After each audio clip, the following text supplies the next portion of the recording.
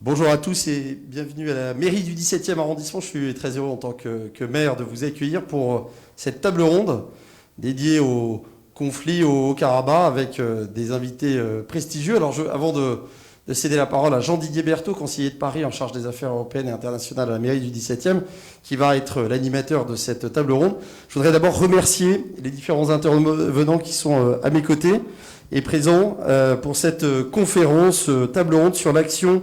Et d'abord, l'association Elisquer, présidée par Élise Bogossian. Vous nous excuserez, mais on a décidé de garder le masque. Ça nous paraît important.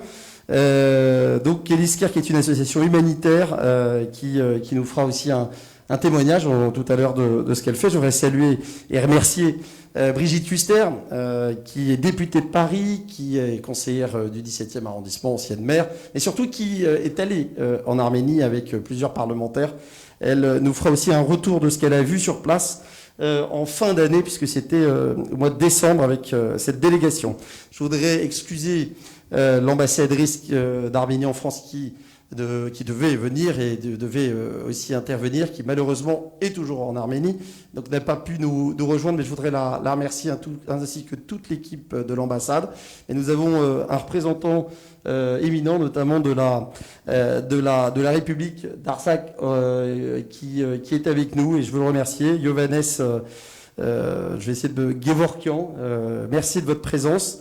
Je voudrais aussi saluer Jean-Christophe Buisson, journaliste grand reporter au Figaro, qui est allé aussi sur les théâtres d'opération, qui a témoigné, qui continue d'ailleurs à le faire sur les réseaux sociaux. Et le Figaro, au mois de décembre, avait consacré notamment sa une avec des photos très saisissantes de ce qui se passait là-bas. Mais voilà, le mois de décembre, c'était l'année dernière, et on avait souhaité organiser cette table ronde en début d'année 2021 pour montrer que voilà, la situation, elle s'était pas arrêtée en décembre, qu'il y avait une situation dont il fallait parler.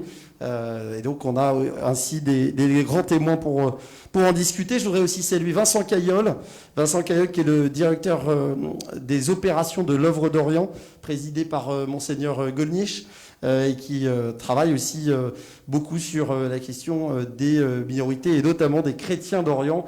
Et en l'occurrence, en Arménie, il y a un vrai sujet. Merci à Vincent Caillol, qu'on connaît bien, d'être présent. Voilà, je ne vais pas être trop long. Je voudrais saluer une petite mention spéciale pour Sonia Azarabedian, qui est conseillère d'arrondissement du 17e arrondissement, qui est aussi à l'origine de toutes ces rencontres qui se sont faites en très peu de temps et qui nous permettent donc de vous proposer cette table ronde et d'échange. Vous avez la possibilité via Facebook de poser vos questions sur la partie commentaires de l'outil en ligne. Voilà.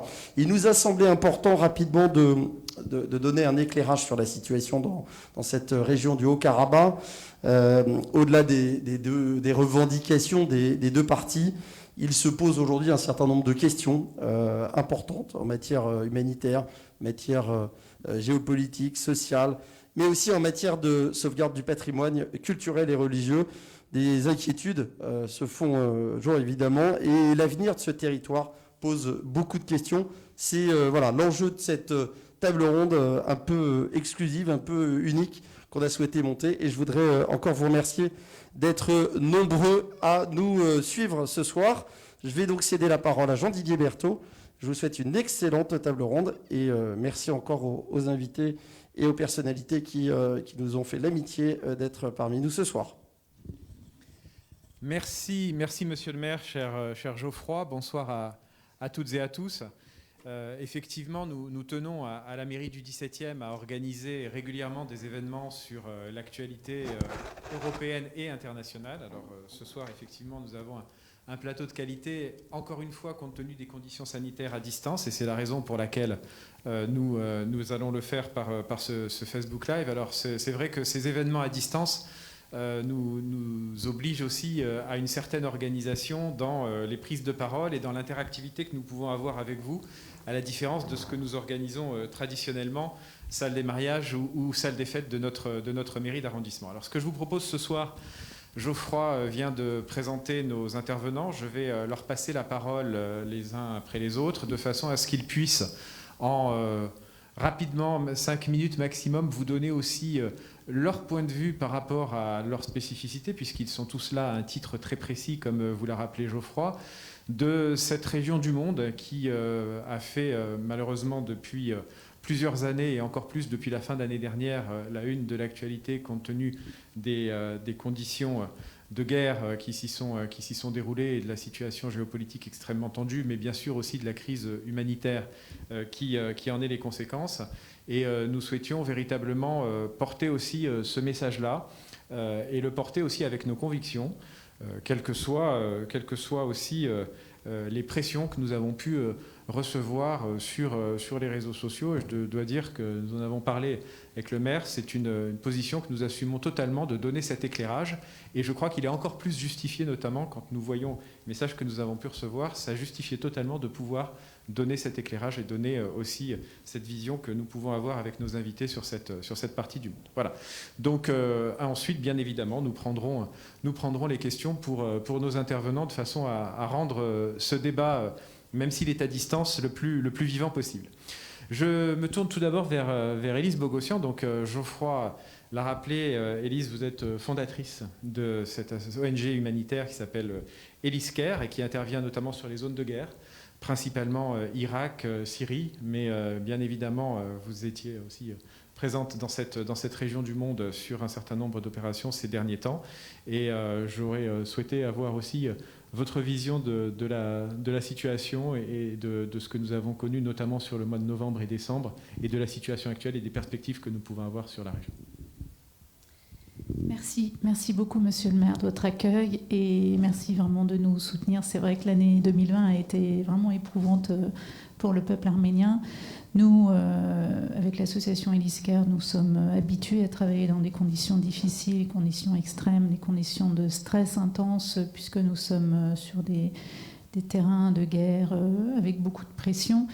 Et c'est vrai qu'au départ, l'Arménie n'était pas du tout ni la Syrie ni l'Irak, mais les villages et les agglomérations arméniennes sont assez nombreux, à moins de 10 km des lignes de front avec l'Azerbaïdjan. Et c'est vrai qu'on sentait déjà un climat de tension qui allait en augmentant les derniers mois, beaucoup d'inquiétudes, beaucoup de peur. Nous, on travaille avec la sécurité civile, les secouristes, et puis on a estimé, on a évalué, c'était avant la guerre ça, sur les quelques mois qui ont précédé, peut-être par intuition, mais ça faisait déjà 1 an qu'il y avait des demandes pour que le personnel soignant soit formé, habitué à travailler sur ce qu'on appelle le sauvetage au combat, pour aider dans le traitement de ce qu'on appelle le damage control, pour soigner et sauver, puisque vous avez une heure précieuse qu'on appelle le golden hour, où vous avez, lorsque vous avez un blessé au combat ou au moment d'un bombardement, qu'est-ce qu'on fait avec ces blessés, le peu de temps qu'on a pour l'amener jusqu'à l'hôpital ou le point de santé le plus proche fait que, en fait, on a perdu 80% de nos jeunes. Souvent, enfin beaucoup sont décédés dans cette première heure. Et donc on a beaucoup équipé, on a formé avec des trauma kits, on a formé du personnel soignant, on a formé des pompiers, des secouristes, et puis lorsque en fait on a aussi amené des ambulances, mais surtout ce qui était très violent, très très dur, moi j'y étais beaucoup, je suis passée en tout presque 3 semaines là-bas pendant la période du conflit, et c'est vrai que cette violence dès le départ, avec ces bombardements massifs, ces munitions vagabondes, le phosphore, l'utilisation de tout ça en même temps, avec derrière, en face, une armée une armée arménienne qui a 30 ans de retard ou qui n'est pas équipée, habituée, je parle du côté soignant, à prendre en charge ce type de blessure, a fait qu'il y a eu une espèce de panique au niveau des dispositifs de santé. C'était envahi, on entendait tout le temps des cris, une gestion de ce temps précieux qui était assez complexe. Et c'est vrai qu'en même temps, on faisait le constat terrible de ces blessures. On a eu très très peu de blessés par balle.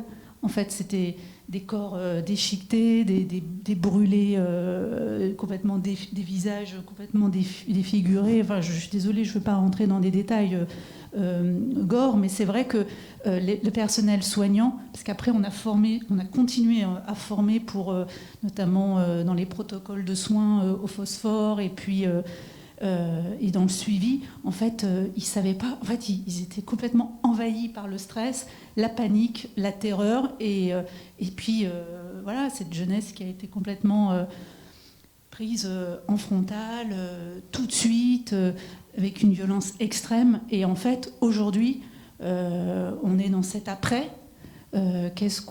Comment on va continuer de manière utile à apporter des compétences, à apporter les formations nécessaires pour aider à la réhabilitation, dans la prise en charge du stress post-traumatique. Comment est-ce qu'on va continuer à accompagner ces équipes soignantes, mais aussi les blessés? C'est un gros enjeu et c'est pour ça qu'on est très présent, très actif. C'est vrai que les ONG se sont énormément mobilisées pour être là, mais en fait, on est en même temps dans un deuil très, très dur, en fait, impossible à faire, à accepter ce qui s'est passé, le fait qu'on a été très seul, qu'on n'a pas du tout, on n'a pas été soutenu par la communauté internationale. Il y a quelques journalistes, et je remercie du fond de mon cœur Jean-Christophe Buisson qui informait au quotidien, mais en fait, on était vraiment tout seul, quoi. Et aujourd'hui, il va falloir qu'on fasse avec, qu'on continue et qu'on reconstruise. Et voilà. Merci. Merci Élise pour ce témoignage. Et merci aussi d'y avoir associé les autres ONG, parce que c'est vrai que vous l'avez dit, hein, vous, comme d'autres, étaient présents sur le terrain et avez éprouvé ce sentiment aussi de solitude et de détresse face à la population. Vous avez fait la transition presque pour moi, puisque je souhaitais passer la parole à Jean-Christophe Buisson. Alors Jean-Christophe Buisson, journaliste au Figaro, vous avez certainement déjà lu ses articles sur la situation dans le Haut-Karabakh sur ces dernières semaines. C'est aussi une actualité et un fil Twitter très riche sur la situation et le contexte. Que des défauts, Twitter. Exactement. Et modéré. Donc j'aurais souhaité aussi vous demander, par rapport à vos déplacements aussi récents sur place et par rapport aussi à l'œil du journaliste, des forces en présence et de la situation telle qu'elle a pu être présentée en France notamment, votre point de vue sur la réalité locale. C'est important ce que vous dites, de la façon dont c'était présenté, parce que j'ai fait quelques reportages de guerre il y a 20 ans, notamment dans les Balkans, et depuis, j'ai changé de fonction, je suis au Figaro Magazine, je suis directeur adjoint du journal, donc j'ai vraiment cessé de faire des reportages, et encore plus des reportages de guerre, de temps en temps, mais vraiment très rarement. Et il se trouve que j'ai travaillé un peu sur le Caucase, notamment le Caucase du Nord, en Kabardino-Balkarie, en Ossétie, en Tchétchénie. Et puis je suis allé un petit peu dans le Caucase du Sud, en Transcaucasie, en Géorgie et en Arménie et en Artsakh ces dernières années, mais pas pour des reportages de guerre, vraiment pour des reportages. J'ai même emmené des lecteurs du Figaro en voyage pour découvrir l'Arménie de façon tout à fait pacifique. Et ce qui m'avait marqué ces dernières années, c'était cette crainte, cette angoisse dont parlait Élise tout à l'heure, de gens qui avaient le sentiment que rien n'était réglé dans cette région, qu'il y avait toujours un danger pesant de la part de l'Azerbaïdjan. Et franchement, quand vous promeniez dans cette région à cette époque, vous ne sentiez pas cette crainte militaire. L'Arménie est un pays tout à fait pacifié. Et puis j'ai eu des petites alertes en début d'année, en milieu d'année, et notamment cet été, lorsque j'ai vu la politique expansionniste de Erdogan en Libye, en Syrie, en Méditerranée orientale, qui avançait ses pions un petit peu partout, qui faisait des provocations un petit peu partout. Et lorsqu'en juillet-août, ce qui a été peu évoqué dans la presse française en tout cas, parce que dans la presse anglo-saxonne et russe c'était le cas, il y a eu des manœuvres militaires, on a Nakhitchevan et à Bakou, entre la Turquie et l'Azerbaïdjan. Et les avions qui sont venus en Azerbaïdjan à cette époque ne sont pas tous repartis, notamment les avions de chasse, notamment des Mirage, qui sont des avions de l'OTAN, des avions américains. Et puis, certains avions repartaient, mais qui étaient venus avec des troupes, pour manœuvrer, mais vides. C'était quand même un petit indice. Quand Erdogan est allé à Istanbul pour retransformer Sainte-Sophie en mosquée, sans qu'il y ait de réaction totalement violente du reste du monde, c'était ce genre de petits cailloux qui me mettaient en alerte. Et lorsque la guerre a commencé le 27 septembre, ça pouvait donner l'impression d'être un conflit comme il y en a eu en 2016, la guerre de 4 jours, un conflit territorial. Cette ligne de front depuis 30 ans est l'objet d'escarmouches, de tirs croisés, de morts parfois, à très très bas bruit, comme on dit, un conflit à très bas bruit depuis longtemps, parce qu'il y a une ligne de front entre ces régions. Et puis, très vite, on a vu qu'il y avait une ampleur dans ce conflit qui était beaucoup plus puissante que d'habitude, avec des bombardements des deux côtés au début. Puis très vite, on a vu que l'armée arménienne, l'artillerie arménienne était complètement hors sol. Enfin, elle n'arrivait pas à contrer que tout l'aérien était tenu non seulement par des avions, mais par des drones. Et là, je me suis dit, tiens, il y a quelque chose de différent dans ce conflit, un début d'asymétrie. On a l'impression qu'il y a d'abord un agressé qui est l'Arménie, un agresseur qui est l'Azerbaïdjan, ce que dit tout de suite Emmanuel Macron, le président de la République, et puis un sentiment que d'abord peu de confrères s'en occupent. Pourquoi ? Parce qu'il y a les élections américaines. Vraiment, ça et c'est pas un hasard si cette guerre a commencé à ce moment-là. Tout le monde a les yeux tournés vers les États-Unis. On sent qu'il va se passer des choses. On a eu hélas tristement raison. Beaucoup de rédactions, beaucoup de mes confrères sont mobilisés sur les États-Unis. Ce conflit-là, on se dit, c'est un conflit territorial comme d'habitude. On n'a pas le temps, on n'a plus les moyens, on n'a plus l'argent, les journaux, pour s'occuper de chaque conflit qui éclate tous les 3 mois dans le reste du monde. Silence. Et quand c'est pas un silence, c'est un traitement qui me choque. Bon, là, c'est plus le journaliste qui parle, c'est le français, le citoyen, dans le traitement pseudo-équivalent. C'est-à-dire que dès qu'il y a un article pour dire il y a un bombardement, mais les Arméniens font la même chose. Dès qu'il y a des déplacés, dès qu'on rappelle que des Arméniens étaient déplacés, on dit oui, mais les Azéris aussi. Et je ne comprends pas je sens qu'il y a quelque chose qui ne va pas. Et puis à un moment donné, quand vous êtes journaliste, si ça ne va pas, si ça ne vous plaît pas la façon dont c'est fait, vous pouvez vous plaindre, et puis aussi vous pouvez aller voir. Et donc là, j'ai décidé d'aller voir. Je sens que quelque chose ne va pas dans ce conflit, dans le traitement journalistique, donc je ne veux pas me plaindre de mes confrères, je vais le faire moi-même. J'ai toujours cette phrase de Peggy en tête qui dit il faut dire ce que l'on voit, mais ce qui est plus difficile surtout, c'est de voir ce que l'on voit. Et ben, pour voir ce que l'on voit, il faut aller sur place. Et pour aller sur place, et sentant qu'il y avait quand même quelque chose d'anormal dans cette situation et dans son traitement, encore une fois, je propose à Sylvain Tesson, qui est un ami de 25 ans, qui a une notoriété, une puissance que même le Figaro Magazine n'a pas, de m'accompagner. Je lui envoie un mail le vendredi soir, je lui dis est-ce que tu viens avec moi ? Il me répond on part lundi pour une interrogation. Voilà. Il a annulé tout ce qu'il avait à faire, notamment grimper du côté de Cassis dans les Calanques, et on part comme ça, c'est début novembre, évidemment on ne sait pas que ça va être la fin du conflit, pour voir ce qu'il y a à voir et voir ce que l'on voit. Qu'est-ce qu'on voit ? D'abord, on ne voit pas beaucoup de confrères, c'est une chose. Je vais expliquer pourquoi, et notamment j'en ai un que j'ai vu plus tard d'une grande chaîne de télévision, qui m'a dit, moi je rêvais d'y retourner, mais je ne pouvais pas, parce qu'on me disait, de toute façon on ne passera pas ton sujet, parce qu'aujourd'hui c'est les États-Unis qui sont importants. Bon. Pas beaucoup de confrères. Je retourne dans un pays qui est un pays ami de la France, qui est un pays chrétien, comme la France l'est de manière en tout cas culturelle. Je ne vais pas faire d'anti-laïcité, mais il se trouve qu'on est 2 pays chrétiens, en tout cas de tradition chrétienne, de culture chrétienne, sinon de religion chrétienne, encore, et c'est encore le cas dans beaucoup d'endroits, fort heureusement. Il y a 600 000 Français d'origine arménienne qui vivent en France, c'est un pays totalement francophone, c'est un pays ami, qui est agressé. Qu'est-ce qu'on voit sur place ? On voit des civils qui sont bombardés. On voit des blessés, que j'ai vu surtout après dans les hôpitaux au phosphore, effectivement. On voit l'usage de sous-munitions. Sous-munitions, ça veut dire, par exemple, quand on était dans les tranchées, on a rejoint Antoine Agoudjian, qui est le grand photographe qui a travaillé pendant 2 mois là-bas, partout, à Martouni, à Chouchi, dans le nord, à Dadivan, à Martakert, etc., qui a vraiment, à Stepanakert, qui a vraiment couvert tout le conflit. On voit cette situation, et dans les tranchées, si vous voulez, les gens nous expliquent, les jeunes soldats qui sont là, et pas que des jeunes d'ailleurs, beaucoup d'anciens, c'est ça qui nous a frappé, le côté nation en armes. La veille, ils étaient ouvriers, ils étaient agriculteurs, ils étaient web développeurs à Yerevan, ils étaient instituteurs, ils étaient étudiants, et ils ont pris les armes. Ils ont appris très vite à faire la guerre, alors que certains n'avaient même pas fait leur service militaire, ils se sont mobilisés. Et ils sont là très sereins, nous disant, ben voilà, les sous-munitions, c'est-à-dire que dans une tranchée, on ne peut pas prendre une missile, une roquette, donc là on a des obus de 130 mm qui passent par-dessus, on voit bien que ça ne peut pas tomber à la verticale, mais les sous-munitions, ça explose en l'air et ça tombe à la verticale, dans la tranchée. Et on regarde dans ces tranchées, du côté du corridor de la Chine, de Chouchi, avec Sylvain, et c'est là où ce qui nous frappe, c'est, on est en 14-18, et au-dessus c'est Star Wars. Et là on voit la symétrie, l'inégalité, l'injustice de ce conflit. C'est on a en face une armée ultra équipée, ultra technologique, aidée par des centaines, voire des milliers de mercenaires venus de Syrie via la Turquie, qui sont arrivés, qui sont en première ligne, on les voit de loin, dans les collines où on est, à Kornizor notamment, on les voit sur les collines d'en face, et les jeunes gens qui sont là nous disent, bah oui, ils attaquent en ligne n'importe comment, ils se font massacrer, ils crient Pakistan, Pakistan, Allah Akbar, bon voilà, on voit ça, on ne sait pas très bien, mais ils servent de chair à canon, et on a compris après, parce qu'on voit ce que l'on voit, mais on ne voit pas tout quand on est dans ce genre de conflit, qu'ils servaient de leurre systématiquement pour attaquer notamment Chouchi. Chouchi, qui est une citadelle imprenable, a été prise grâce à ces leurres-là, c'est-à-dire les mercenaires djihadistes qui servent de chair à canon et qui sont pratiques parce que quand ils sont morts, ils ne sont pas comptabilisés comme morts de l'Azerbaïdjan, puisqu'ils ne sont pas azerbaïdjanais.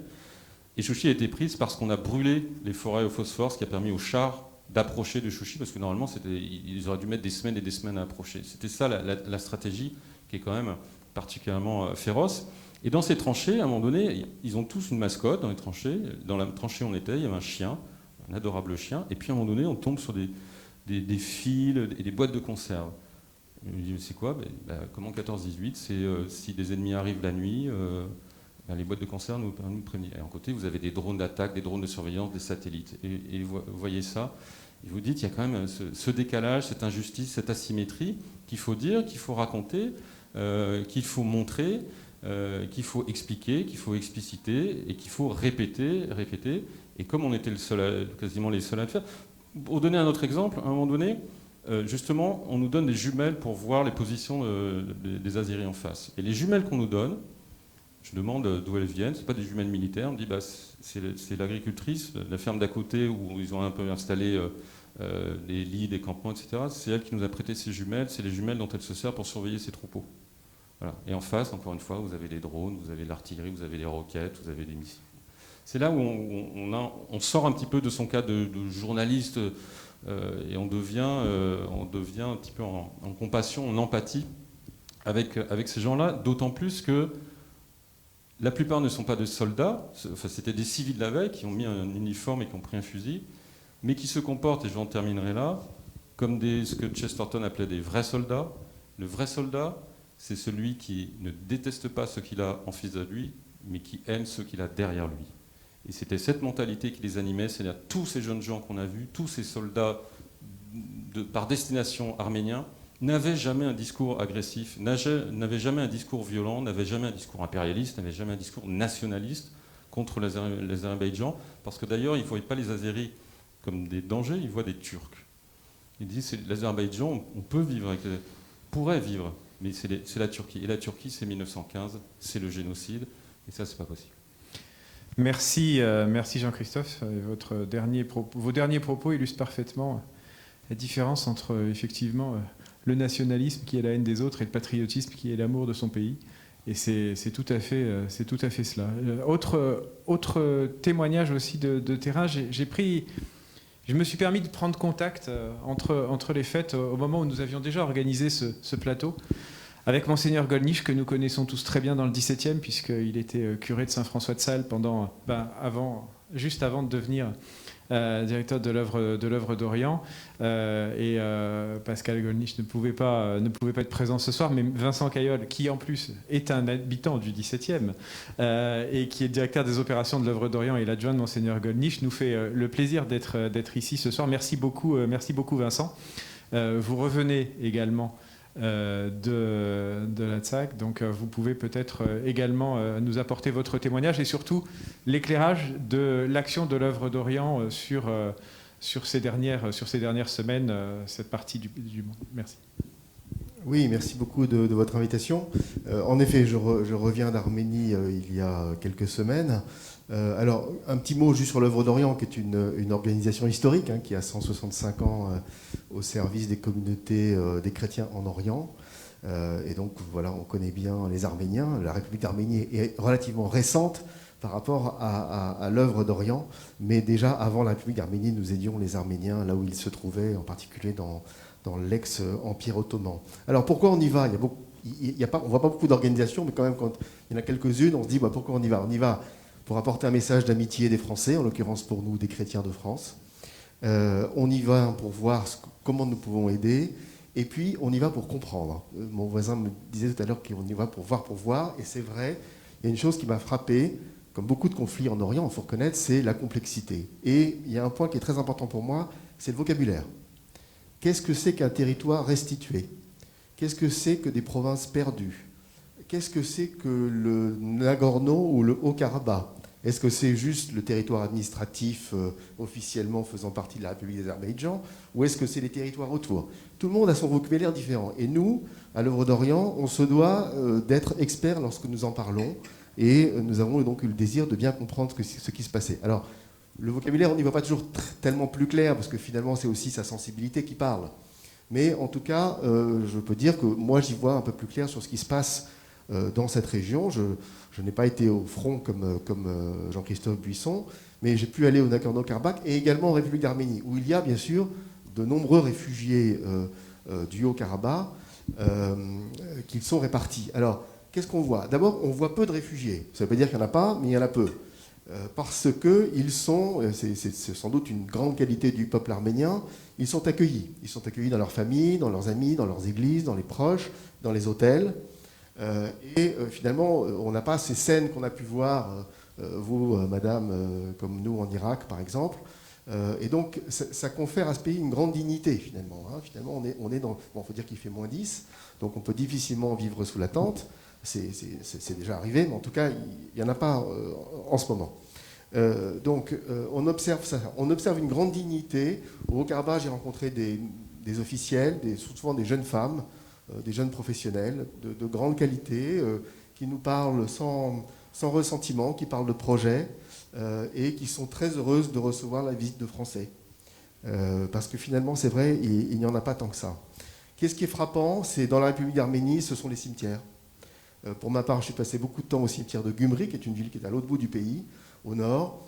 Un immense cimetière, et je vois les dates de naissance des garçons. 1991, 1993, ce sont mes garçons, l'âge de mes fils.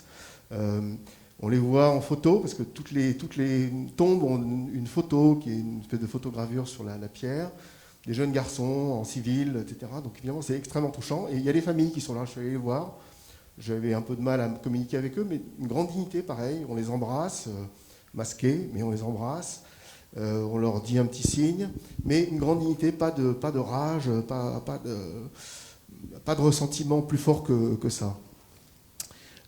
Évidemment, quand même, il y a ce sentiment d'amertume, d'abandon, d'une manière générale.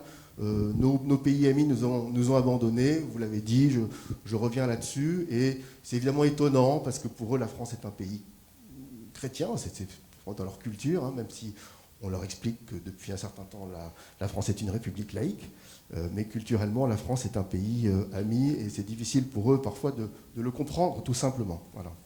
Alors, moi, j'ai été confronté à une réflexion. Nous sommes une association très ancienne, et on n'a pas de petits revenus, mais on ne peut pas tout soutenir. Donc on se dit, qu'est-ce qu'on va faire? Et c'est poser la question de savoir, faut-il aider tout de suite les réfugiés du Haut-Karabakh en République d'Arménie, de manière à ce qu'on puisse aider leurs conditions de vie? Et là, j'ai eu des éléments de réponse assez rapides de la part des gens qui étaient là, qui disaient « Monsieur, les réfugiés qui sont en République d'Arménie, on s'en occupera. Il y a des associations, il y a le gouvernement arménien, il y a la solidarité nationale. » Et donc l'autre choix, c'est de dire que faisons-nous pour que le Haut-Karabakh demeure habité par ses habitants. Donc évidemment, il y a des parties qui sont très difficiles, celles qui sont désormais occupées par l'Azerbaïdjan, et puis il y a de l'habitat qui a été détruit. Voilà. Donc dans la partie habitée par l'Azerbaïdjan, eh bien, en court terme, on ne peut pas y faire grand-chose. En revanche, ces habitants peuvent revenir au Haut-Karabakh et peuvent avoir des logements afin que les gens puissent y revenir et qu'on ne se retrouve pas dans quelques années avec 10% de la population du Haut-Karabakh qui sera ensuite finalement un fruit mûr à cueillir par les gens qui convoitent cette région.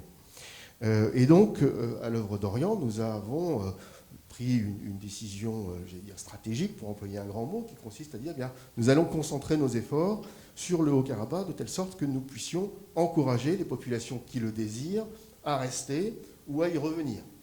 Et donc on est sur des choses assez simples, c'est de la reconstruction d'habitat, c'est pourquoi pas d'un petit peu d'aide économique, je veux dire par là de micro-projets, parce que c'est vrai que c'est bien d'habiter quelque part, mais c'est encore mieux quand on peut y travailler pour faire gagner, pour pouvoir faire vivre sa famille.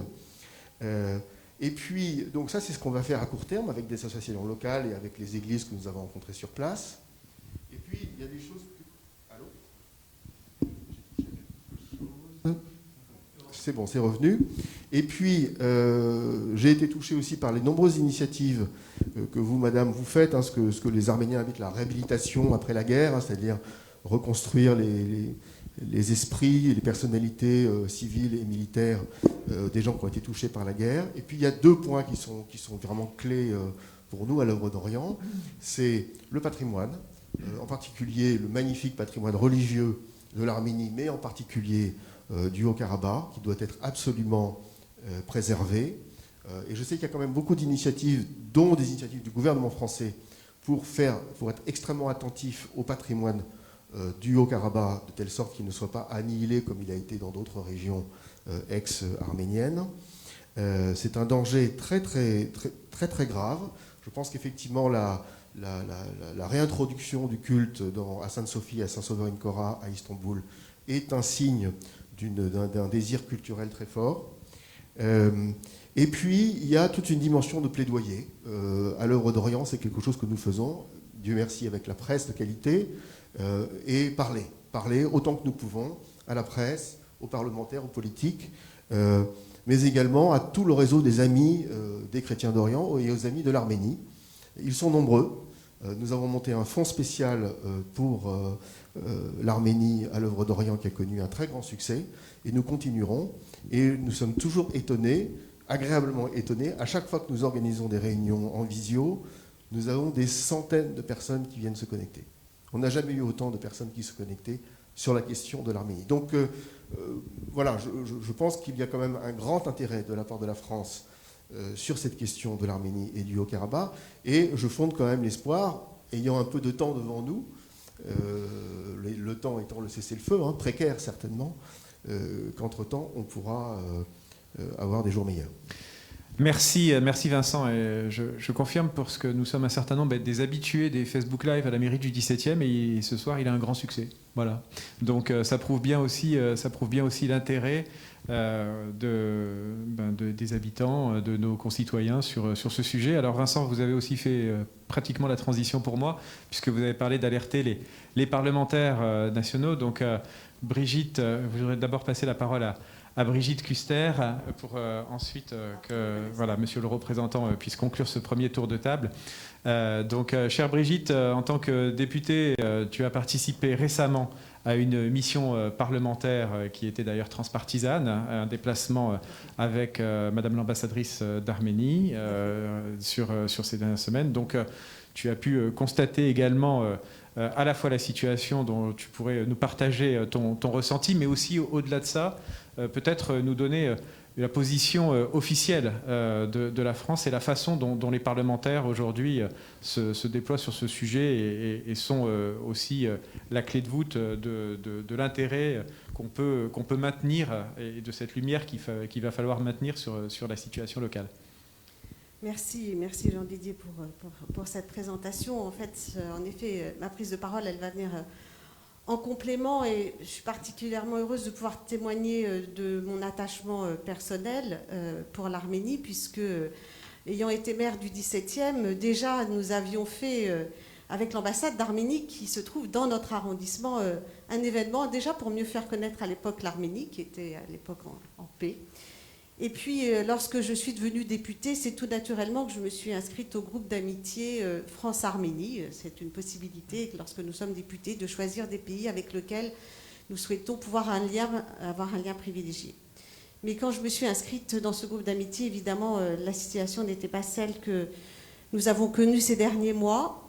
Et je voudrais ici saluer les parlementaires qui ont déjà une expérience bien avant la mienne et qui ont fait beaucoup avancer la cause arménienne. Et je voudrais aussi saluer, parce que Yohannes va parler après moi, nous étions aussi ensemble, monsieur le représentant du Haut-Karabakh, dans ce déplacement qui a eu lieu transpartisan.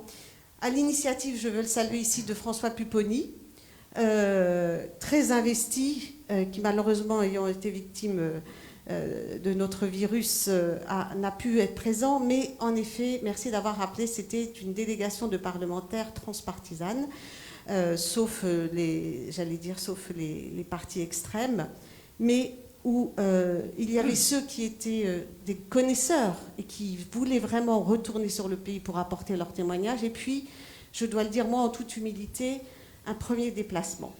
Mais un premier déplacement qui avait un poids politique d'une force incroyable. Et je veux ici saluer encore une fois le rôle de Madame l'ambassadrice, que je considère maintenant comme une amie, Johannes, parce que nous avons été accueillis dans des conditions où l'on sentait que notre présence était attendue. Nous avons pu rencontrer le Premier ministre, notre délégation, pendant plus d'une heure. Nous avons rencontré le ministre des Affaires étrangères, qui a été particulièrement sensible à la présence d'une délégation de parlementaires français. Nous avons rencontré le délégué des droits de l'homme en Arménie, nous avons rencontré les autorités religieuses, et puis nous sommes allés sur le terrain. Nous avons essayé d'aller dans le Haut-Karabakh. Nous avons été reçus bien sûr par l'ambassadeur de France, mais les conditions de sécurité au moment où nous étions sur place n'étaient pas réunies pour que nous puissions franchir la frontière. Nous avons donc pu quand même faire 4 heures de route pour aller à la rencontre de réfugiés. Et je veux en effet ici témoigner que la solidarité arménienne, comme l'a rappelé Vincent Caillol tout à l'heure, et cet exode qui a quand même eu lieu, mais qu'on ne voit pas puisqu'il y a cet accueil et puis là, le rôle des associations. Mais il y a en effet, ce que rappelait M. Buisson tout à l'heure, dans ce conflit, cette dichotomie, enfin non, c'est cette asymétrie, le mot que vous avez à juste titre employé, d'un petit pays, d'un peuple qui n'est pas un grand peuple, qui n'est pas nombreux, mais qui est tellement solidaire et qui a pris de plein fouet cette invasion, excusez-moi le mot, presque dans une indifférence générale, due à un contexte international à l'époque. Certains journalistes ont quand même été sur place. Nous avons même eu un journaliste du Monde qui a été gravement blessé.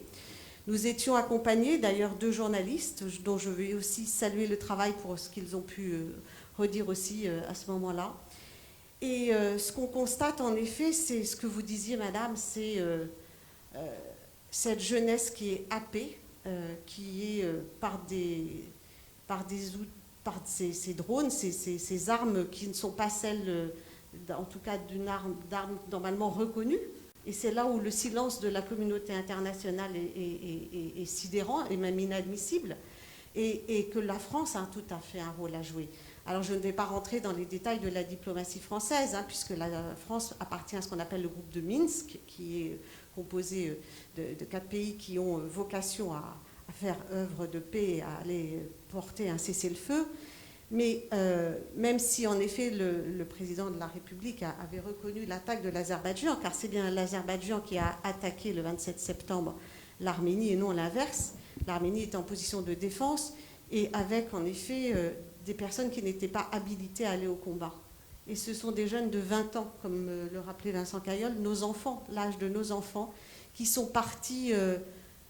pareil, comme vous l'avez tellement bien dit, pour leur pays, pour défendre. Et ce qui s'est passé après, mais Johannes en parlera mieux que moi, quand il y a eu ce cessez-le-feu, et cette colère du peuple arménien à ce moment-là, parce que c'était quelque chose qu'il ne pouvait pas supporter, de voir que d'un seul coup c'était décidé dans des conditions qui n'étaient pas celles que l'on pouvait attendre. Et le rôle d'un parlementaire dans ce cas-là, et encore une fois, je vous rappelle que cette délégation était transpartisane. Quand nous sommes rentrés en France, notre envie était bien sûr de nous faire l'écho et d'être le porte-parole de ce que nous avions vu, parce que nous sommes aussi allés dans les hôpitaux voir ces jeunes blessés dans ces dortoirs. Moi, je vous le dis franchement, je n'ai pas pu tenir, de voir l'horreur de la guerre, vraiment de ces jeunes, parce que ce sont que des jeunes, pratiquement, que des jeunes mutilés. Voilà, ce ne sont pas en effet des tirs à balles, ce sont d'autres armes qui sont employées. Et donc on avait besoin de témoigner et de faire aussi que la France porte haut et fort la parole, qui est aussi la sienne, car ça n'est pas n'importe quel pays, l'Arménie, c'est un lien très fort. L'Arménie et la France, j'allais presque comparer comme le Liban et la France. Il y a des pays avec lesquels la France est inscrite dans l'histoire. Et c'est aussi un peuple chrétien. Et c'est donc aussi un peuple dans lequel nous devons nous reconnaître, et que ce n'était pas seulement l'Azerbaïdjan qui attaquait l'Arménie. Derrière l'Azerbaïdjan, c'était également la Turquie, et derrière la Turquie, c'était cette réminiscence du génocide de 1915. Et aller aussi sur le monument de la mémoire de ce génocide de 1915, c'est aussi quelque chose, il faut voir pour voir, mais il faut aussi aller pour encore mieux comprendre. Et donc, cette nécessité était de se faire entendre. C'est passé par une résolution qui a été votée au Sénat, avec un texte également de reconnaissance, donc résolution de reconnaissance de la République du Haut-Karabakh. Nous l'avons également voté à l'initiative des Républicains à l'Assemblée nationale, mais là aussi transpartisane, et je veux le saluer, car c'est quelque chose qui n'est pas politique, c'est quelque chose, enfin, c'est politique, mais ça dépasse les partis politiques, c'est ça, moi, ce que je veux ici dire. Et donc, cet engagement-là, il ne fait que commencer, parce qu'il est à continuer toujours et maintenant, et ce Facebook fait sûrement l'occasion de pouvoir y répondre, et en tout cas, merci de l'avoir organisé. Merci à toi, Brigitte, pour ce témoignage qui est d'autant plus d'actualité qu'effectivement, rien ne remplace d'aller voir sur place, effectivement. Et je crois que c'est tous les témoignages, aussi bien que nous avons pu avoir d'Élise, de Jean-Christophe, de Vincent et du tien qui nous éclairent. Alors, Monsieur le haut représentant de la République d'Artsakh, merci de votre présence, cher Ioannis Gevorkian. C'est moi qui vous remercie. Vous avez entendu nos différents participants avec à la fois leur analyse, leur ressenti de la situation locale. Vous êtes le haut représentant de cette République indépendante. Peut-être pour ceux qui nous regardent en Facebook Live et qui ne connaissent pas la République d'Artsakh, je voudrais rappeler cette particularité que vous nous rappellerez quand même, qui est d'une population très majoritairement arménienne sur un territoire qui est enclavé au sein de la République d'Azerbaïdjan par, on va dire, une histoire qui date de l'Union soviétique, puisque c'est effectivement... ça s'est retrouvé et ça a été en territoire d'Azerbaïdjan au moment de la constitution de l'URSS, et que donc c'est des problèmes maintenant qui datent de plusieurs décennies et qui créent des tensions régulières, des tensions que vous pouvez peut-être nous apporter sur un éclairage géopolitique et historique un peu plus lointain, même si nous sommes contraints par le temps, mais qui expliquent aussi et qui mettent en lumière la situation dans laquelle votre pays aujourd'hui se trouve, et notamment l'enjeu entre l'Arménie et l'Azerbaïdjan. Avec plaisir. Le temps étant compté, effectivement, permettez-moi néanmoins de dire toute ma reconnaissance à vous, Monsieur le maire, pour cette belle initiative, mais aussi à vous tous, Madame la députée Élise, messieurs, car chacun s'étant déplacé au Haut-Karabakh à des périodes différentes et surtout liées à ce dernier conflit, vous avez fait en sorte pour que l'enjeu du conflit du Karabakh, et je commence à expliquer, c'est son existence, son droit à l'existence. Et ce droit à l'existence est mis en question et menacé par l'Azerbaïdjan et récemment aussi par la Turquie. Et par votre action, que ce soit dans le domaine humanitaire, que ce soit dans le domaine médiatique et surtout politique, vous avez fait en sorte pour que vive le Haut-Karabakh, pour que le Haut-Karabakh continue à exister. Et c'est dans ce contexte-là que je voudrais saluer et dire ma profonde gratitude à la classe politique française qui, comme vous l'avez rappelé, Madame la députée au Sénat, à l'Assemblée nationale, mais aussi à plus de 70 collectivités territoriales ont adopté des vœux, des résolutions, des motions en invitant le gouvernement français à reconnaître la République du Haut-Karabakh. Pour parler de la géopolitique, je vous propose qu'on identifie d'abord les acteurs qui, par leur action ou leur inaction, ont participé à la situation dans laquelle nous nous trouvons. D'une part, vous avez l'Azerbaïdjan soutenu par la Turquie. D'ailleurs, ces deux États se définissent comme une seule nation répartie dans deux États. Et d'autre part, vous avez le Haut-Karabakh, un petit territoire peuplé de 150 000 Arméniens soutenu par la République d'Arménie, elle-même qui compte quelques 3 millions d'Arméniens. Au-delà de ces acteurs, vous avez des acteurs régionaux comme par exemple l'Iran, comme la Russie, mais aussi il y a la France et les États-Unis qui sont impliqués dans ce conflit, simplement parce que ce sont des pays qui coprésident le groupe de Minsk de l'OSCE. C'est une structure qui représente la communauté internationale pour essayer de trouver une solution négociée, une solution exclusivement pacifique au conflit du Haut-Karabakh. Pour comprendre à peu près le sens de ce conflit, et puisque nous aurons la possibilité d'y revenir, puisque nous avons des questions après ces interventions, je vous propose qu'on jette un coup d'œil à peu près sur les 150 dernières années des relations, parce que le temps passe, mais il y a des constats constants qui se répètent assez régulièrement. Les 150 dernières années de l'histoire du peuple arménien est jalonnée par génocide, massacre de masse, nettoyage ethnique et autres pogroms.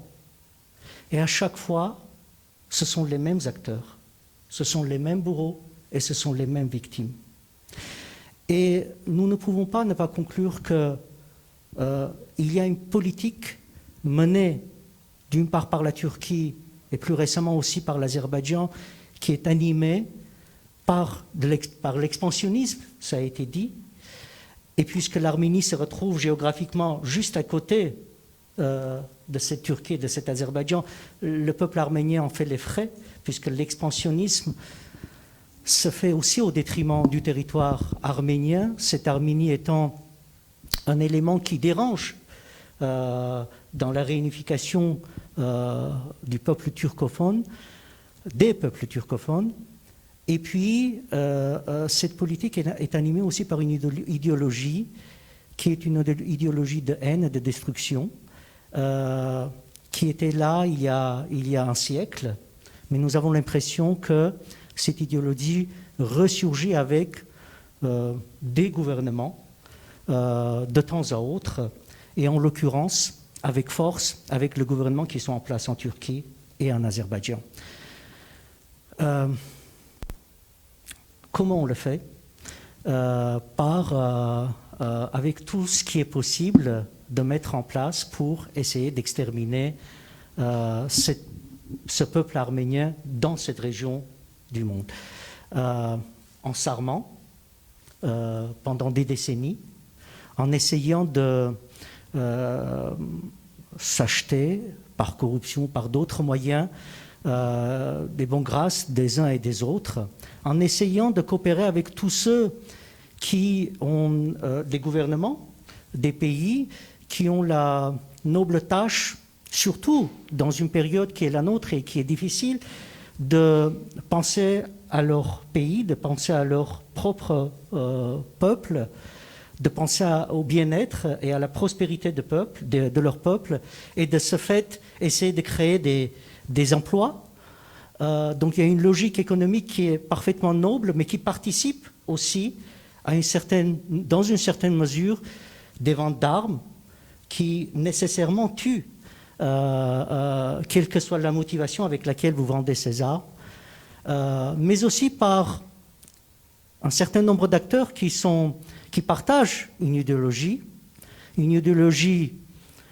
de haine, qui est, par exemple, nous avons entendu M. Buisson tout à l'heure disait il y avait des Pakistanais, on criait Pakistan, Pakistan en Azerbaïdjan. Il y avait des djihadistes, qui sont des djihadistes, certes, certains sont là par idéologie, d'autres parce qu'ils veulent gagner de l'argent, et les Turcs et les Azerbaïdjanais exploitent d'une certaine manière cette misère de ces mercenaires, mais qui en aucun cas déresponsabilisent ces tueurs à gages qui se font payer pour tuer, même si nous pouvons admettre que c'est par leur situation de misère qu'ils font ces démarches, mais aussi par d'autres États ou gouvernements qui d'une manière consciente ou peu consciente, participe à une action qui a un seul objectif, quelle que soit la motivation, c'est de tuer. Tuer, exterminer, parce que cette population gêne. Nous avons dit tout à l'heure, beaucoup, et la Turquie et l'Azerbaïdjan présentent le conflit comme un conflit territorial. C'est vrai. Dans l'esprit des Turcs et des Azerbaïdjanais, du gouvernement, c'est un conflit territorial. Et pour posséder ce territoire, il faut nettoyer. Il faut nettoyer de l'élément arménien. Il se trouve que nous y habitons et nous n'avons pas d'autre choix que de nous défendre quand on nous attaque. Et si jamais nous arrivons de temps à autre à nous défendre, armes à l'appui, alors là, nous avons tous les mots parce que probablement il faut que la communauté internationale probablement est habituée de nous voir comme une minorité en péril et n'accepte pas que nous nous organisons comme une société libre, moderne et qui peut tout simplement exister. Et c'est dans ce contexte-là que je voudrais dire à quel point c'est important la reconnaissance de la République du Haut-Karabakh pour que la population arménienne puisse y vivre. Merci beaucoup. Merci, monsieur le représentant, d'avoir conclu ce premier tour de table. Alors effectivement, dans les minutes qu'il nous reste, il y a quelques questions que j'aurais souhaité pouvoir vous poser aux uns et aux autres. Et j'en aurais bien posé deux assez différentes. Une qui concerne plus l'action locale et notamment de ce qui pourrait être aujourd'hui encore fait par les ONG. Je retiens de ce qu'a dit Élise comme Vincent Cailleul de deux situations assez différentes, c'est-à-dire celle à la fois des réfugiés qui se retrouvent aujourd'hui en Arménie, de l'autre côté de la frontière, et puis aussi des populations qui sont encore en République d'Artsakh, dans des conditions compliquées. On a vu qu'il y avait des situations humanitaires encore de grande détresse. On a parlé du patrimoine aussi et de la protection du patrimoine. Donc aujourd'hui, je dirais à date, même si ce n'est pas une très très belle expression, quel est aujourd'hui votre jugement de la situation, de ce qui peut encore être fait et dans quelles conditions cela peut être fait compte tenu des contraintes locales et de la situation telle qu'elle est aujourd'hui par cet accord qui a été signé au mois de décembre et puis par, on va dire, les négociations du groupe de Minsk qui aujourd'hui patinent et en tout cas ne permettent pas une sortie de crise telle qu'on peut l'avoir. Et puis j'avais une seconde question, moins sur la partie humanitaire, mais plus sur la partie politique. Moi, je suis, Geoffroy et Brigitte le savent, un Européen convaincu, et j'ai trouvé évidemment l'Europe totalement absente, à la fois politiquement, à la fois même sur un plan humanitaire, en tout cas. On en parlait avec Jean-Christophe Buisson tout à l'heure, mais la façon dont ça a été présenté dans les médias européens et l'absence même d'écho sur une situation qui est d'une complexité rare sur cette région du monde et qui nécessite d'avoir un éclairage permanent n'a pas été là. Et on constate aujourd'hui la présence à la fois de la Turquie et de la Russie sur cette région qui se partagent un peu cette zone d'influence. Alors, ceux qui ont l'habitude de regarder les débats d'Éric Zemmour comprendront que le piège de Thucydide, ça veut encore dire quelque chose entre les nations et les empires qui déclinent et ceux qui sont émergents. Mais en tout état de cause, ça crée un étau, une contrainte aujourd'hui dans laquelle on ne comprend pas trop l'issue, en tout cas. Et vous avez parlé, monsieur le représentant, d'un contexte qui était un contexte géopolitique, un contexte de territoire. Il y a aussi d'autres enjeux. Il y a aussi l'enjeu du Sud-Caucase, il y a aussi l'enjeu de l'énergie, il y a aussi beaucoup d'autres enjeux géopolitiques au milieu de tout cela.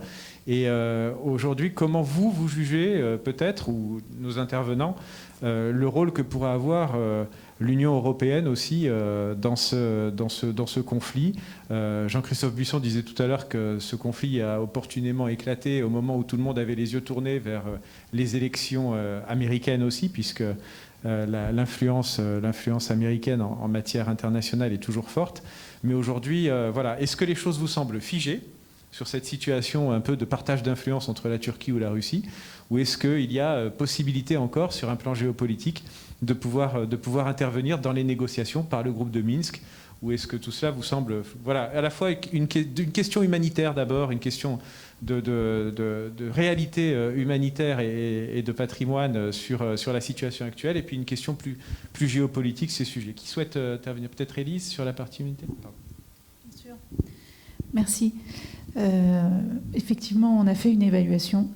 Et bon, nous, on a un mandat médical et on travaille beaucoup dans ce domaine-là. Et on va se concentrer dans le Haut-Karabakh, puisque c'est là-bas que les besoins sont quand même plus importants. Au niveau des réfugiés, enfin des déplacés, on parle d'une population qui est de moins de 100 000 personnes, c'est 75 000, 80 000, c'est ça. On n'est pas dans les 2 millions qu'on a eu en Irak, ou 1,5 million. Vous voyez, on n'est pas du tout dans les mêmes chiffres d'exode. Et c'est vrai que la diaspora arménienne s'est énormément mobilisée. Des avions arrivent de tous les pays du monde pour aider les populations civiles déplacées. Je ne suis pas trop inquiète de ça. Après, c'est vrai que sur les populations, je parle des blessés, des victimes de guerre et des populations, notamment toutes ces jeunes femmes qui sont veuves aujourd'hui, toutes ces personnes qui sont des personnes mutilées à vie. Nous, on est en train de terminer un mapping des blessés pour pouvoir organiser avec nos camions et nos dispensaires mobiles dans le cadre de la réhabilitation, de la reconstruction des services, pas à la carte, mais c'est vrai que c'est dans notre... dans la reconstruction, il faudra tenir compte de ce paramètre où finalement ces personnes-là sont quand même vivent dans des conditions précaires. Elles ne pourront pas aller à Stepanakert ni jusqu'à Goris pour aller faire de la rééducation si demain elles ont une prothèse ou au niveau des pansements. Voilà, ça sera assez compliqué. Donc on est en train de construire ce projet d'amener les soins vers eux et puis de continuer à former sur place parce que aujourd'hui, si vous voulez élever le niveau et l'Arménie, enfin, en tout cas, nous, on a des demandes très concrètes sur, d'abord, anticiper, parce qu'on sait qu'on est dans une zone instable, on ne sait pas ce qui va se passer dans les mois ou dans 1 an, 2 ans, 3 ans. Et c'est vrai que les équipes médicales nous demandent à être extrêmement bien formées sur le type de traitement aux armes incendiaires, aux armes chimiques, comment la reconstruction, les programmes en santé mentale, dans l'accompagnement, la prise en charge, le traitement du stress post-traumatique, l'accompagnement au deuil, tout ça. Voilà, on est en train, nous, c'est ce côté-là, c'est ce travail-là qu'on a décidé de mettre en place. Et puis, il y a beaucoup d'associations médicales qui font aussi ce travail, des Américains, la PHP, des Arméniens d'autres pays, de Finlande, d'Allemagne, enfin, Pays-Bas, beaucoup s'y mettent aussi. Mais c'est vrai qu'aujourd'hui, il faut apporter aussi de la compétence et augmenter le niveau des équipes sur place. Voilà. Merci. Peut-être Vincent sur la partie patrimoine dont nous parlions tout à l'heure aussi et les projets qui sont engagés. Oui, et sur le patrimoine, j'allais peut-être compléter le propos en disant que pour des populations qui sont déplacées, qui souhaitent revenir, il y a une condition absolument fondamentale, c'est la confiance. La confiance dans l'avenir. C'est vraiment très banal ce que je dis, mais on le connaît sur d'autres pays, hein, dans la plaine de Ninive en Irak, les gens reviendront quand ils auront confiance. Ils reviennent, mais ils reviendront massivement et durablement s'ils ont confiance. C'est la même chose. Et la confiance, évidemment, c'est par bien des aspects, c'est quelque chose qui ne se décrète pas, mais c'est quelque chose qui peut se voir. Et c'est vrai que je pense qu'il y a un lien direct avec l'action politique et l'action médiatique, c'est-à-dire que si un certain nombre de signes sont donnés de l'intérêt des grands de ce monde à ce petit territoire, en y allant, en prenant des positions, eh bien les gens vont se dire, tiens, on n'est pas abandonné, il y a quand même des gens qui s'intéressent à nous, donc je peux y aller, je peux reconstruire ma maison, je peux avoir une petite activité économique, et dans 5 ans, mes enfants ne connaîtront pas encore à nouveau cette situation. Voilà. Donc pour moi, c'est vraiment absolument fondamental d'avoir continuellement des signes d'intérêt, d'amitié, et parfois des choses concrètes, pas que des signes, mais enfin en tout cas une action politique est visible. Voilà. Alors ça a un lien avec le patrimoine. Le patrimoine aujourd'hui au Karabakh, je parle sous le contrôle des gens qui sont là, il n'y a pas de menace directe aujourd'hui parce qu'il y a une espèce de glacis un peu artificiel qui a été fait sur un certain nombre de monuments, et puis il y a des monuments qui sont aujourd'hui occupés par les troupes de l'Azerbaïdjan, sont un peu sous le feu du projecteur. Donc on va dire, il faut y être attentif. Ce qui, de mon point de vue, menace certainement le patrimoine dans les zones qui ont été conquises par l'Azerbaïdjan, c'est le temps. Je pense qu'on ne va pas tout d'un coup sortir les bulldozers du jour au lendemain. Ça serait trop visible. Ce qui va sans doute arriver, c'est petit à petit, soit on transforme, soit on n'entretient pas, donc ça va s'effondrer, etc. Et là-dessus, évidemment, nous, comme vous tous ici, nous serons extrêmement attentifs au fait que nous puissions le faire.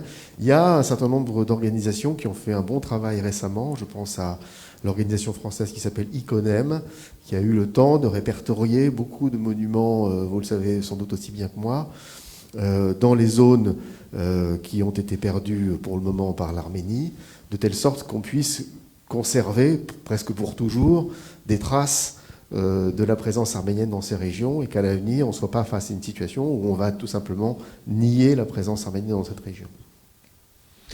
Merci, merci Vincent. Jean-Christophe Buisson, peut-être sur la partie aussi géopolitique, ou la transition entre la partie humanitaire et géopolitique, en tant que journaliste particulièrement investi sur les questions internationales et directeur adjoint de la rédaction du Figaro sur ces sujets qui font l'objet d'articles, de nombreux articles. Pour compléter ce que vous avez dit, moi je suis moins rassuré que vous à partir du moment où toutes les missions de surveillance, de protection, d'observation que demande l'UNESCO à envoyer dans ces zones-là à l'Azerbaïdjan sont refusées. Donc si l'Azerbaïdjan refuse qu'aujourd'hui des missions de l'UNESCO, donc de l'ONU, viennent vérifier qu'il n'y a pas de dégâts faits sur ces monuments, c'est quand même un petit peu, on peut estimer que c'est suspect de la part d'un pays qui, je le rappelle, au Nakhitchevan, a détruit des centaines et des centaines de Khachkar et un cimetière entier dans les années 2000, patrimoine qui était classé patrimoine de l'humanité quand même. Donc je suis un peu moins rassuré. Pour rebondir sur ce que vous dites et faire la transition entre l'humanitaire et le géopolitique, vous avez parlé de protection, de confiance, pardon. Aujourd'hui, les Arméniens de l'Artsakh n'ont confiance qu'en une seule chose, sont les Russes. Ce sont les Russes qui permettent aujourd'hui aux Arméniens de vivre relativement de manière sécurisée. S'il n'y avait pas les Russes aujourd'hui en Artsakh, la situation serait catastrophique, dramatique. Avec tout ce que ça comporte comme sous-entendu, comme on sait très bien l'intérêt qu'a Poutine dans cette histoire. Moi, je crois qu'à terme, il y aura un conflit, ce sera le 12e ou 13e entre la Turquie et la Russie, que pour l'instant, il y a un arrangement entre Poutine et Erdogan qui partagent un certain nombre de vues guerre démocratique sur la conception du monde. En Syrie, ils sont ensemble et face à face. Aujourd'hui, dans cette région, dans le Caucase Sud, ils sont ensemble et face à face. Un jour, je pense que ce face-à-face ne durera pas. D'ailleurs, si vous regardez la presse azérie en ce moment, il commence à y avoir de plus en plus d'articles qui dénoncent la fraternité, l'amitié, la solidarité entre les Arméniens et les Russes, qui commencent à dire, attendez, le Karabakh c'est chez nous, donc ça, les Russes ils se comportent comme s'ils étaient chez eux, avec les Arméniens, ça va pas. On sent cette petite musique qui monte en Azerbaïdjan, à un moment donné, ils vont sûrement s'agacer plus que ça. Donc, pour répondre à la question géopolitique, aujourd'hui, à court terme, les Arméniens ont besoin des Russes, qui ne sont pas 2000, qui sont un peu plus que 2000, je pense, dans cette région, si j'en crois les retours que j'ai, et qui s'installent. Pas que pour protéger les Arméniens menacés, on voit bien l'intérêt qu'il y a dans cette région. Donc pour répondre à la géopolitique, l'Union européenne. La guerre qui a eu lieu s'est passée au moment des élections américaines, du Brexit et de la Covid dans le monde entier. Donc ça explique en partie la paralysie de l'Union européenne, notamment avec le Brexit. On est quand même dans des négociations très dures avec le Royaume-Uni à ce moment-là. Il y a la Covid, des confinements, des déconfinements selon les pays. Il n'y a pas de politique unifiée dans toute l'Europe, vous êtes bien placé pour le savoir, et même en France d'ailleurs. Donc il y a ça qui paralyse. Il y a autre chose qui paralyse, tout simplement, c'est que l'Europe aujourd'hui, c'est le couple franco-allemand, et c'est presque souvent le couple allemand tout court. Et Angela Merkel, elle a un pays dans lequel habitent 4, 5, 6 millions de Turcs, ou d'Allemands d'origine turque. Et vous savez très bien le chantage qu'exerce Erdogan sur l'Union européenne et notamment sur l'Allemagne. C'est si vous m'embêtez trop, j'ouvre le robinet et les 2 millions ou 3 millions de réfugiés qui sont chez moi, eh ben, ils viennent chez vous.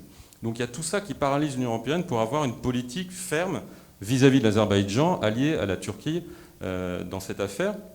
Et la France, Macron est paralysé aussi par ce que va décider ou pas Angela Merkel. Donc il est tenu à cette situation. Moi je crois que le problème majeur de tout ça, c'est l'OTAN. La Turquie fait partie de l'OTAN.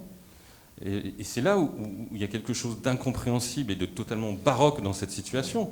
C'est que, d'ailleurs, il y a une anecdote. J'ai discuté avec des journalistes russes quand il y a eu le bombardement de la cathédrale Saint-Sauveur de Chouchi. Il y a eu ce bombardement.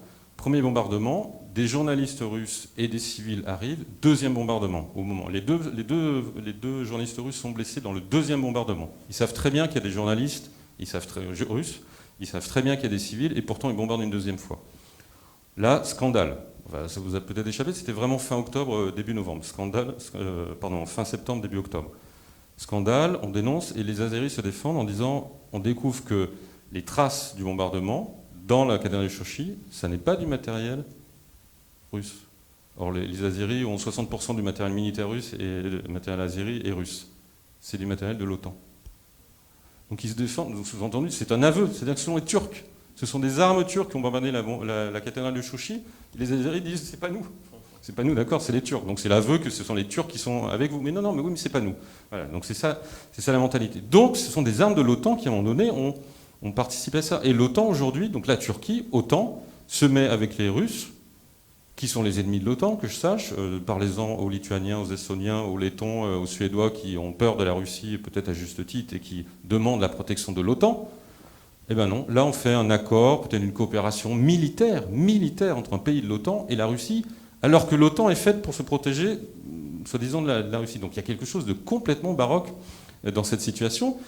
Et là où la France et l'Allemagne et d'autres pays européens auraient quelque chose à dire, c'est comment se fait-il que la Turquie, membre de l'OTAN, puisse se permettre tout ce qu'elle se permet de faire, non seulement dans cette région, mais avec la Grèce en Méditerranée orientale, mais à menacer des frégates françaises quand c'est le cas. Et là, on est paralysé. Donc c'est pas que l'Union européenne qui est paralysée, c'est aussi tous les organismes occidentaux au sens large. Et c'est peut-être tout ça sera peut-être débloqué par le nouveau président américain, par Joe Biden. On sait bien que Trump se désintéressait totalement du reste du Texas, non peut-être pas, mais des États-Unis. On voit bien que Biden, d'ailleurs qui était très présent dans les Balkans dans les années 90, il s'intéresse au reste du monde, et que la politique expansionniste, agressive, systématique de tous azimuts de Erdogan, membre de l'OTAN, y compris vers d'autres pays de l'OTAN ou des pays amis de l'OTAN, peut quand même poser un problème et inviter à ce qu'on se demande ce que la Turquie fait à l'intérieur de l'OTAN. Si c'est pour être avec une politique agressive contre d'autres membres de l'OTAN, il y a quand même une question grave à se poser, autant qu'au sein de l'Union européenne. Merci. Oui, Brigitte, j'en prie, avant de... Non, juste très rapidement, pour rebondir peut-être plus concrètement par rapport à l'analyse que vous venez de faire sur la situation qui faisait quand même qu'il y avait... C'était assourdissant, ce silence quand même de la communauté internationale. Alors vous avez donné 3 raisons qui pouvaient justifier. Mais moi, voyez-vous, j'ai du mal à trouver que ces raisons sont assez fortes pour justifier ce silence. Et vous êtes sûrement le premier à l'avoir vécu en direct sur le terrain.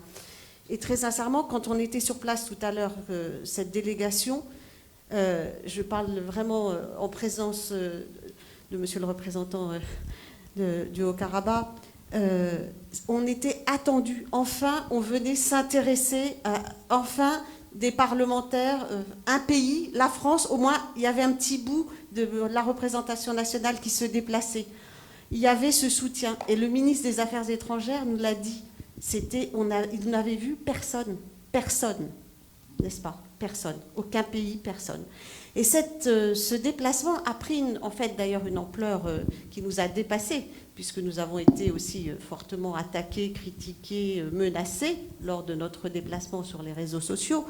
Mais c'était pour montrer que tellement on était une petite voix qui voulait faire comprendre on est là. Mais il y avait ce sentiment quand même très fort d'abandon de la communauté internationale. Et ça, quel que soit le contexte, on peut le comprendre. Mais moi, je veux revenir sur le lien de la France avec l'Arménie et de ce qui s'est passé avant l'histoire. Et donc, on a une responsabilité collective. Je ne suis pas dans le yaka faucon, c'est pas ça du tout. Mais il y a eu plusieurs cessez-le-feu qui ont été obtenus par différents pays du groupe de Minsk. Et le dernier, qui est celui qui finalement a perduré, qui est celui qui a été obtenu par la Russie. Mais préalablement, il y en avait eu d'autres qui avaient été obtenus. Le travail, il a lieu, la diplomatie, évidemment, elle est là. Mais on est aussi là, nous, les politiques, pour la bousculer, cette diplomatie. Et Dieu sait si nous avons interpellé le ministre des Affaires étrangères, que ce soit à l'Assemblée ou au Sénat. Donc, il y avait quand même cette volonté de mettre sur la table, regardez ce qui se passe, parce que ce qui se passe là, c'est peut-être le début d'autre chose de bien plus important, d'un enflammement, voire d'un nouveau génocide d'une population, ce petit peuple, en effet, de 3 millions, qui éventuellement pourrait être appelé à disparaître, parce que ce que font en ce moment la Turquie, enfin l'Azerbaïdjan, la Turquie derrière, eh bien, ça ne peut être éventuellement que le début d'autre chose. Donc, notre responsabilité, elle est collective, il ne faut pas baisser les bras, et la vigilance en permanence. Donc, espérons aussi qu'à un moment, la France soit encore plus forte, même si elle est dans le groupe de Minsk, qu'elle se fasse entendre encore avec une voix plus importante, plus prépondérante. Merci Brigitte. Monsieur le représentant, ça va être la conclusion de notre débat. Vous avez entendu aussi les réponses aux deux questions que j'ai posées de nos différents intervenants et qui ont éclairé aussi les propos que vous aviez tenus auparavant. Le Haut-Karabakh demain, c'est quoi ? Alors, merci beaucoup. Non, rien n'est figé parce que dans la géopolitique et dans la politique, il y a une évolution permanente et les choses changent. Et donc, il faut se préparer pour que cette population qui a besoin d'une protection puisse l'avoir, la population arménienne du Haut-Karabakh. Et un élément positif, c'est que les réfugiés ou les personnes déplacées ont commencé à revenir.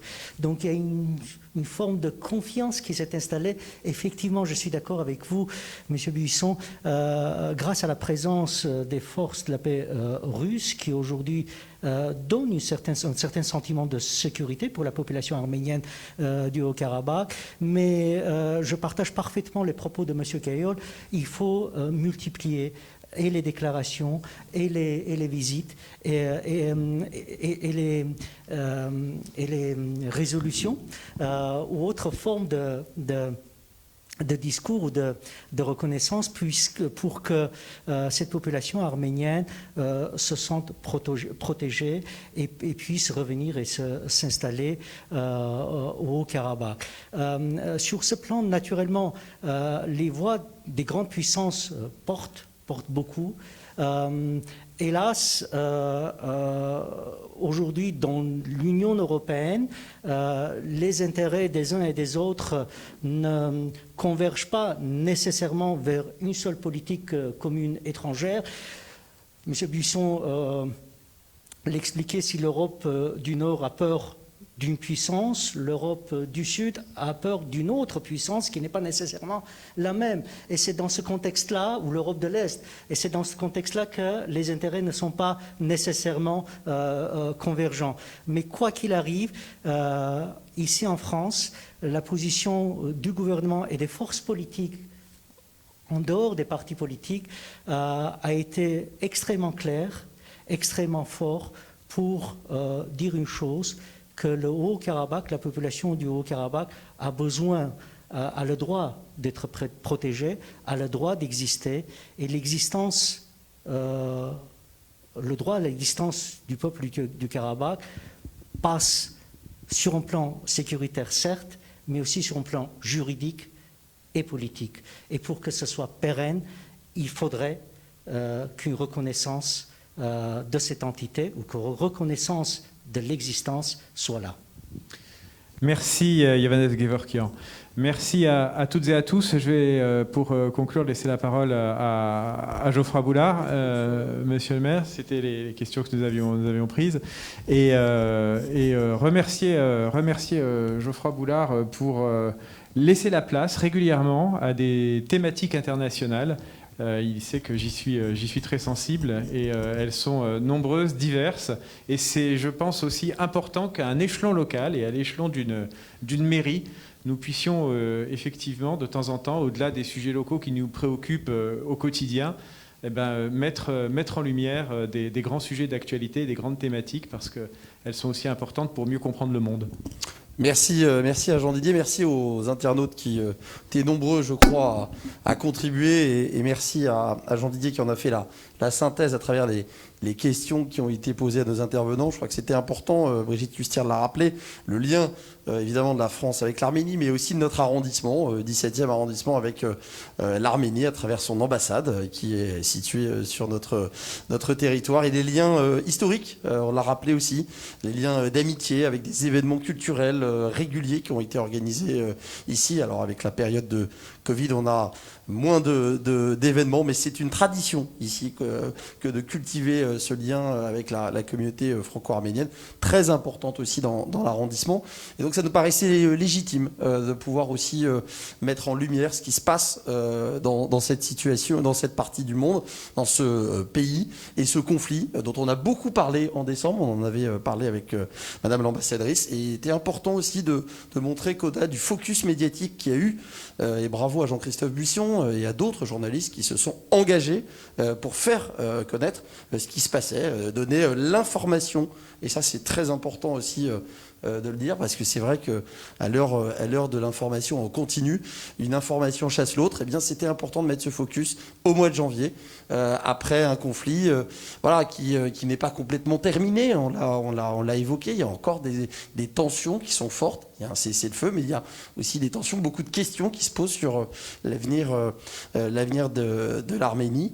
Et il était important qu'on puisse avoir cet éclairage. Merci à Jean-Didier Berthaud qui a animé ça main de maître, j'ai envie de dire, et puis qui s'est fait le témoin, en tout cas le porte-parole des différentes questions qui sont posées sur Internet. Merci à Brigitte Custière aussi, qui nous a aussi permis à l'équipe municipale d'être sensibilisée à la question à travers ce voyage que tu as fait et qui t'a marqué, je le pense, à vie. Tu nous l'avais dit à travers l'équipe municipale. Merci à tous et à très bientôt, évidemment, pour un autre événement. On fera d'autres événements réguliers sur des parties du monde qui nécessitent un éclairage particulier. Merci et très bonne soirée à tous.